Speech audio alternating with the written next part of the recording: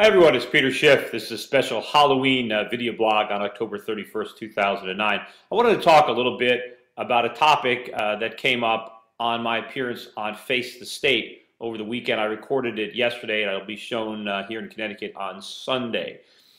Well, right off the bat, I was given a question that I don't really think I answered properly. I think I was kind of surprised by it. I was asked, if I would have supported the GI Bill. Now, the GI Bill was enacted in 1944 as, I guess, part of Roosevelt's New Deal. And what it did is it enabled veterans returning from the Second World War to have money towards a college education.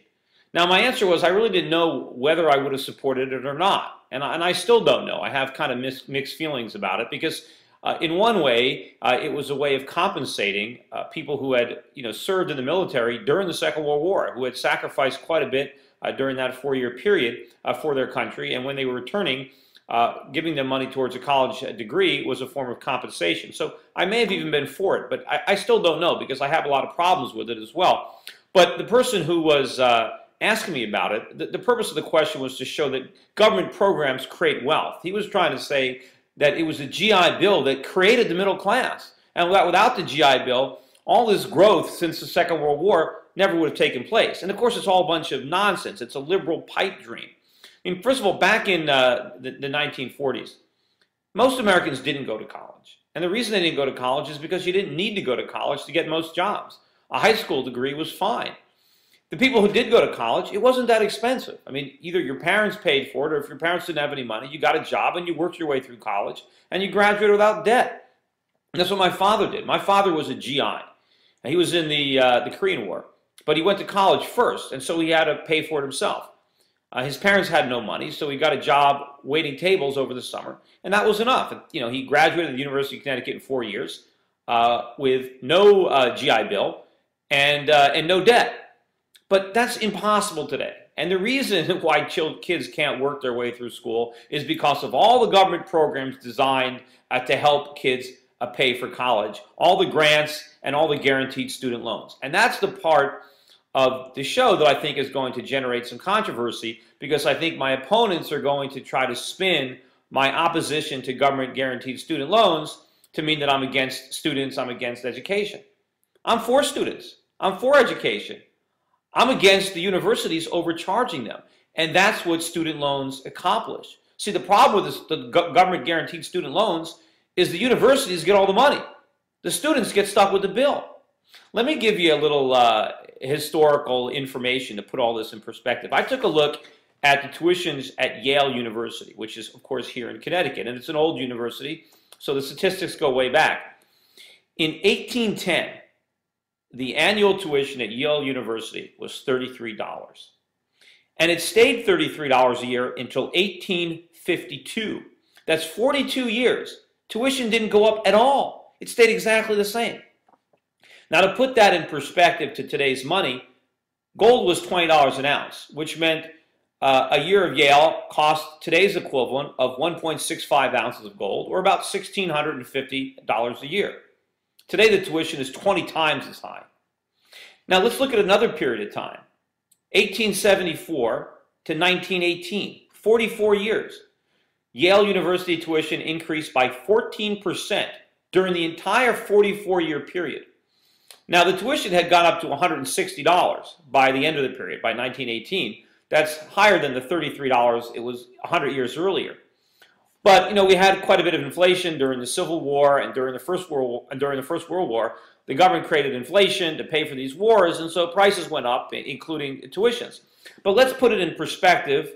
In 1918, if you had a job, working for the Ford Motor Company as a factory worker, you earned $5 a day. Of course, you didn't pay any income tax or any Social Security taxes back then, so if you earned $5 a day, you kept $5 a day. And that means that if you worked for 32 days, you could afford a year tuition at Yale. 32 days work for a blue-collar factory worker. Well, let's look at what's going on with tuitions at Yale today. Today, it costs $36,500 for 1 year Yale tuition. That's up 50% in the last 10 years alone. 50%. Now, if you figure the average worker today maybe earns $40,000 a year, after taxes, maybe 25, 30,000, he's going to have to work a year and a half to get 1 year of Yale tuition. That's 10 times more than our grandparents had to work to pay for their kids' tuition at Yale University. Now, why is this? I mean, what is the difference? What has changed? Well, back in the 1800s, there was no Department of Education. There were no government scholarships or government aid or guarantees for student loans. It didn't exist. And when it didn't exist, college tuition was inexpensive and affordable. Today, with all the government help and all the government agencies, the costs are exploding through the roof. And the reason for that is all the subsidies. I mean, think about the student loan program and what that does. If the government didn't guarantee student loans, students couldn't borrow money to go to college. Nobody would lend it to them. It'd be too risky. They wouldn't pay it back. But with a government guarantee, lending money to a student to go to college is like buying a treasury bond. You can't lose. And so now anybody who wants to go to school has access to the U.S. government co-signing their loans. So what happens is all the students bid against each other. They compete for slots in universities with government money. And so they bid the prices up. There's no restraint. I mean, whatever the price is, they can cover it because they can get the loans. The universities know this. They have no incentive to rein in costs. Whatever they increase tuitions to, the students are going to get the money because the government's guaranteeing the debt. So prices always go up. There is no free market to rein them in. The kids don't care, and obviously the universities want to keep charging more money, so they do it. I mean, if you think about it realistically, it should be cheaper to educate kids today. I mean, after all, look at all the new technology that we have that should make educating our children less expensive. Look at the fact that so many more kids are in school today. You've got economies of scale. You've got more kids at the universities. The cost per pupil should be coming down. Why isn't it? Why isn't the free market working in education? It's because of government. And so when you have potentially my opponents in the Senate race will try to demagogue or make an issue with the fact that Peter Schiff is against student loans, it's because I'm for the student. What I'm against is exorbitant tuitions, and that's what happens because of student loans. Because remember, the money is going to the schools. The kids aren't getting the money; they're getting the bills. They have to pay the money back. I mean, what would happen if we immediately canceled government guarantee student loans? Right? Students couldn't borrow money. Would that mean that they wouldn't go to college? That the colleges would just have empty classrooms? Of course not. The colleges would immediately have to react to this drop in demand by slashing their costs and their overheads so that they could bring tuitions down to a level where people could actually afford to go. That's what would happen.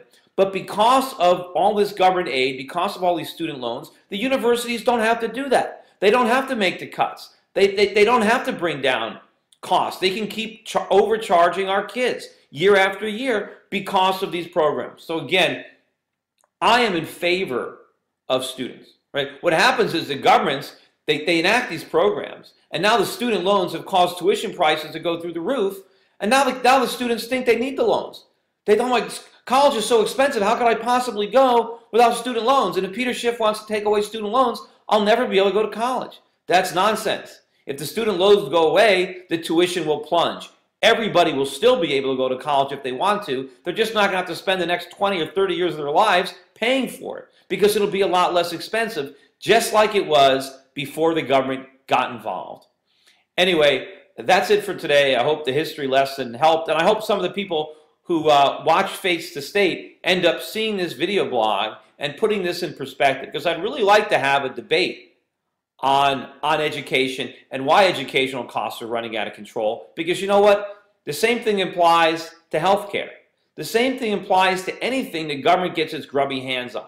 And of course, the government gets involved in these things in order to get votes. And they try to tell people that if they get involved, they're going to make things cheaper, but they end up making things more expensive. And now they create this culture of dependency because now they've driven costs up so much that people now think they depend on government aid to afford the services, when if the government aid wasn't there, the services would be much less expensive. Anyway, that's it for today. I'll be back again soon. So long, everyone.